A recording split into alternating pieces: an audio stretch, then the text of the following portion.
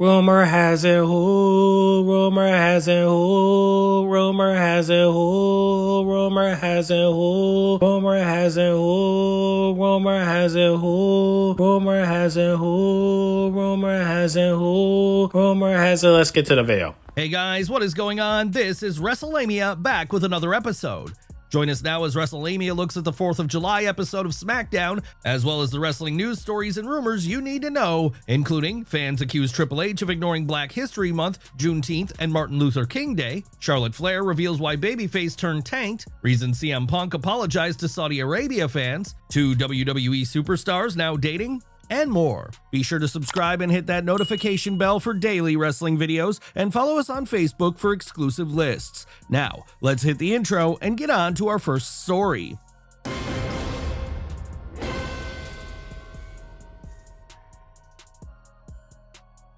As always, we won't recap the matches, but look at the good, the bad, and the downright ugly. The good: Solo Sikoa Comedy Gold. Jacob Fatu's parking lot attack on Solo Sikoa suggests there may be hope for Sikoa's push if WWE starts adding more humor to his character. Tonight, fans saw Solo roll up at the arena, ready to celebrate his US title win over Jacob Fatu, only to get mugged by the Samoan werewolf.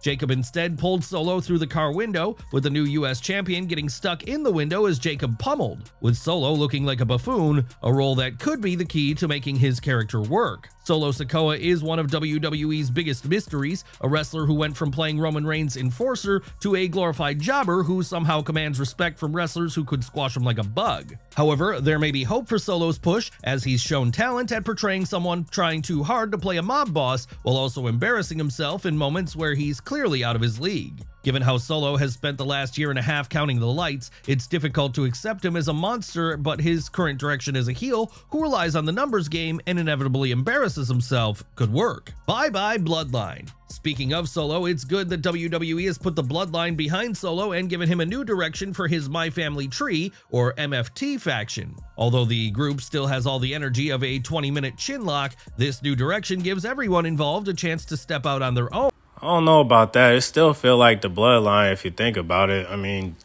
Jacob and Solo are blood related, so clearly they're still doing it if you think about it. Like, they're still running it back and still, and it's probably going to continue until it does, separate. Alexa Charlotte team could be good. Alexa Bliss and Charlotte Flair could benefit both superstars and WWE. Bliss and Flair are an all-star tag team that can add some excitement to the women's division, give each superstar a program outside the world title scene, and set things up for a hot feud. It's unknown whether WWE plans to pair Bliss with the Wyatt Six, but a Bliss versus Flair feud has potential regardless of what direction Little Miss Bliss goes in. Man, fuck the Wyatt Six. Flair and Bliss is the clique. The Alpha is back. Drew McIntyre is back, and it's one of the best things to happen to SmackDown in a long time. McIntyre knows how to build instant feuds, draw white-hot heat from fans, and deliver memorable matches. It'll be interesting to see if he starts feuding with Randy Orton, Cody Rhodes, or both men. Either program sounds good, especially if Cody doesn't regain the Undisputed Championship at SummerSlam. Wyatt Six getting TV time. Does WWE have a plan for the Wyatt Six? Tonight's 8-man tag team match of the group's upcoming title shot against WWE Tag Team Champions The Street Profits suggests WWE is finally working on a storyline for the group. While a few weeks of TV time is never a guarantee, fans of Uncle Howdy's ghoulish group have to be happy. Andrade Phoenix team building momentum. The Wyatt Six aren't the only team building momentum, as Andrade and Rey Fenix have quickly become one of the most exciting teams on the Blue brand, which says a lot when you consider how many great teams there are on SmackDown. Good build for next week's show. Next week will be a big week for WWE as it prepares for Saturday night's main event and Evolution. However, WWE is making sure to get fans to tune into SmackDown as it announced 2 matches for next week: the Wyatt Six versus the Street Profits for the WWE Tag Team Championship, and Aleister Black taking on Damian Priest. Like anybody care. The bad: Naomi, Jade Cargill. It's time to bury the Naomi versus Jade Cargill feud, as it's doing nothing for Naomi, who deserves a better opponent, and Jade Cargill, no matter how badly WWE wants to make her into a main eventer, still needs more training. That's not the only problem here, as WWE hasn't done anything to make the feud seem special, a reminder that WWE's booking of the women's division still takes a backseat to the men.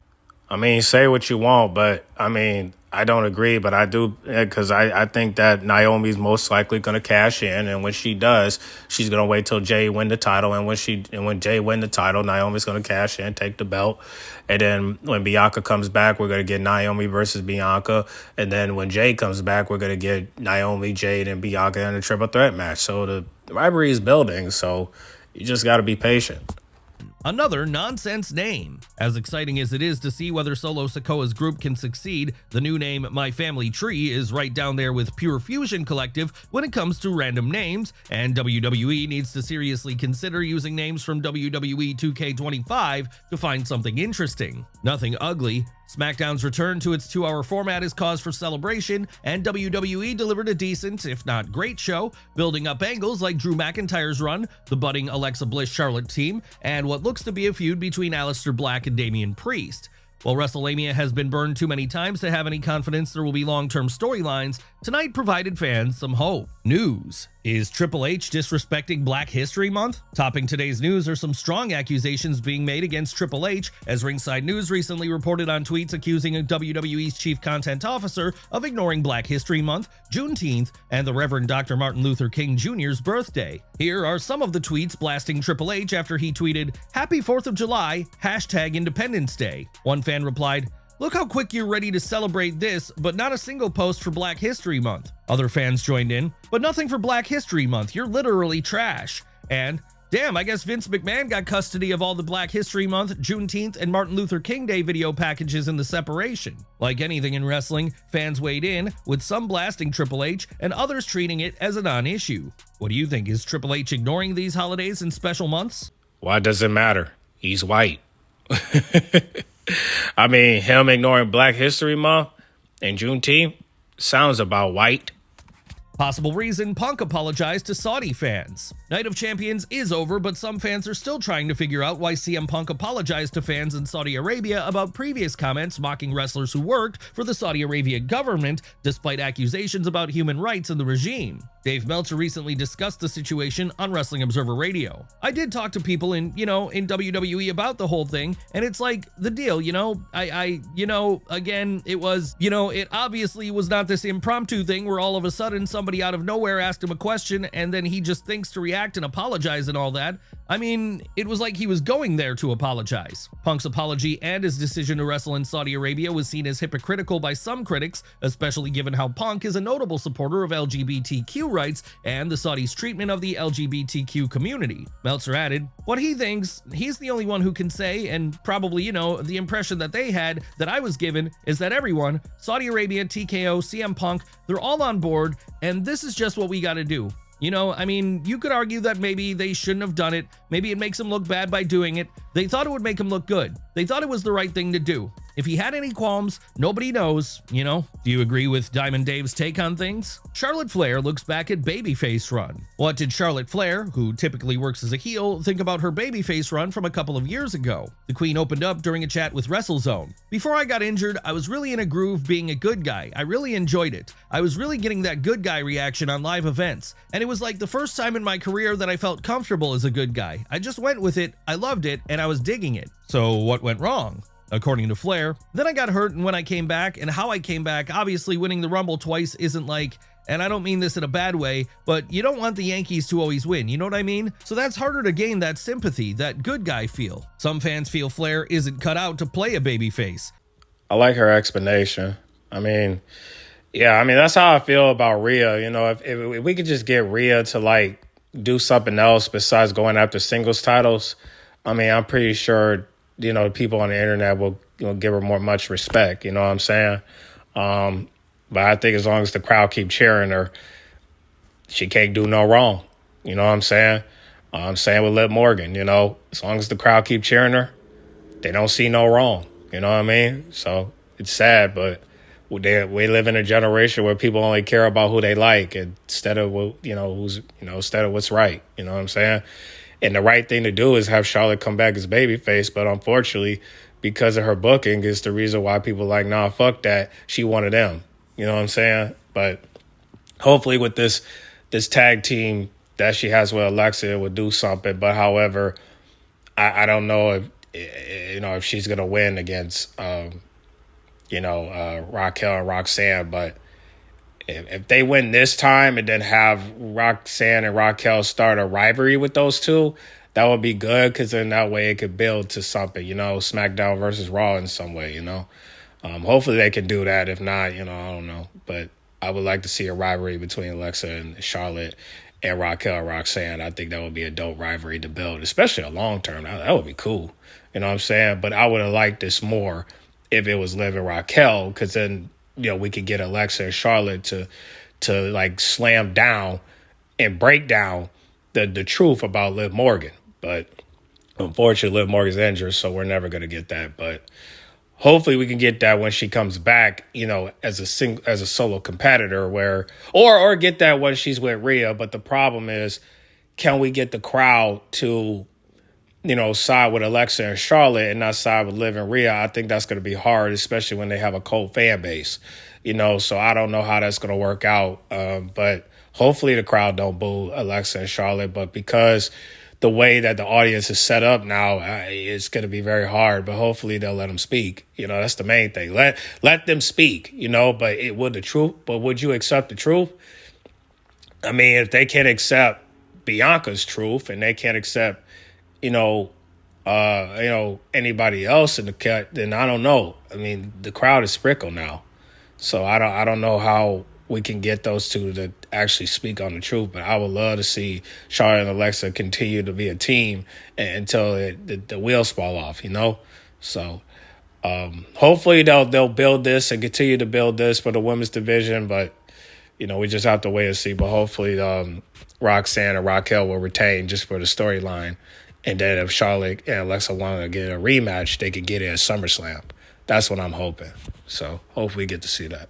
What do you think? Love is in the air for Damian Priest? Is Damian Priest dating a fellow WWE superstar? That's the rumor making the rounds, as Dave Meltzer is reporting in this week's Wrestling Observer newsletter that another new couple is Priest and Lola Vice. TJR Wrestling recently reported on a social media post about the two, noting Vice. She recently posted a photo with Priest at a New York Yankees game, seemingly confirming their romance. What do you think of this rumored love match?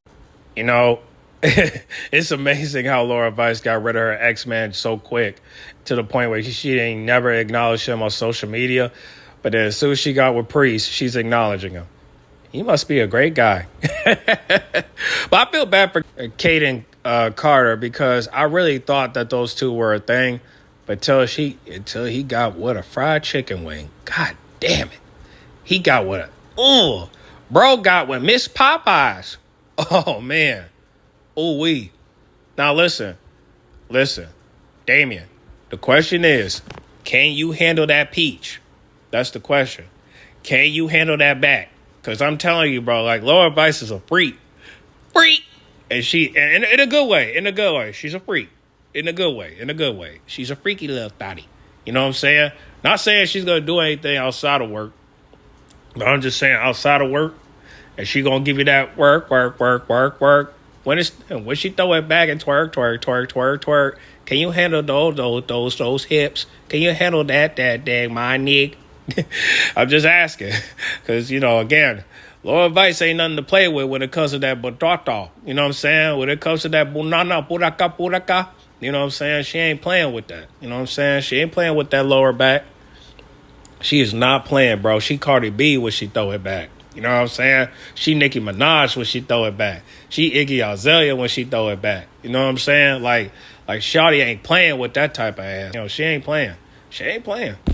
Uncle Howdy honors Brody Lee. Looks like Uncle Howdy, aka Bo Dallas, is utilizing his TV time to honor his late friend, Mr. Brody Lee. Fans have noticed the Wyatt Six leader using Lee's catchphrase, yeah, in the ring, a heartfelt show of respect for his fallen peer. Undertaker's daughter shows off mat skills. Is The Undertaker and Michelle McCool's daughter Kaya heading to the squared circle to follow in her famous parents' footsteps? Although Kaya is only 12, a recent video posted by her mom on Instagram suggests Kaya is wasting no time preparing. Indeed, The Undertaker recently told fans his young daughter is obsessed with the grappling game, and she's taken advantage of opportunities to train at the WWE Performance Center.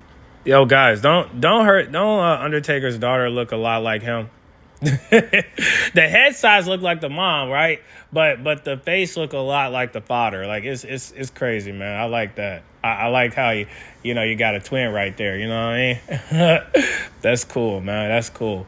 But yeah, man. I mean, it's gonna take a couple years for her daughter to be in the big gang, but we'll hopefully we'll be around to see her turn 18 and 21, and we can see her in the ring. But hey, listen, we don't know when WWE is we don't know what WWE is gonna look like in 20 years. So we have to wait and see. But we'll see. New Money in the Bank briefcases. Last but certainly not least, Naomi has followed in Seth Rollins' footsteps by unveiling her very own custom Money in the Bank briefcase, a bold move that's sure to open the door for some lucrative new merchandise opportunities. This year's Ms. Money in the Bank showed off her briefcase after clobbering Jade Cargill with it. The briefcase is adorned in caution tape. What do you think about Seth Rollins and Naomi's repackaged Money in the Bank briefcases? Well, shout out to WWE for changing the briefcase, but however, hey, that's y'all rumor report. Y'all comment down below and pick a topic and talk and discuss in the comment box. All right, get in the comment box. Make sure you guys like, comment, subscribe, share if you're new, and I'll catch y'all in the next video. All right, I'm out.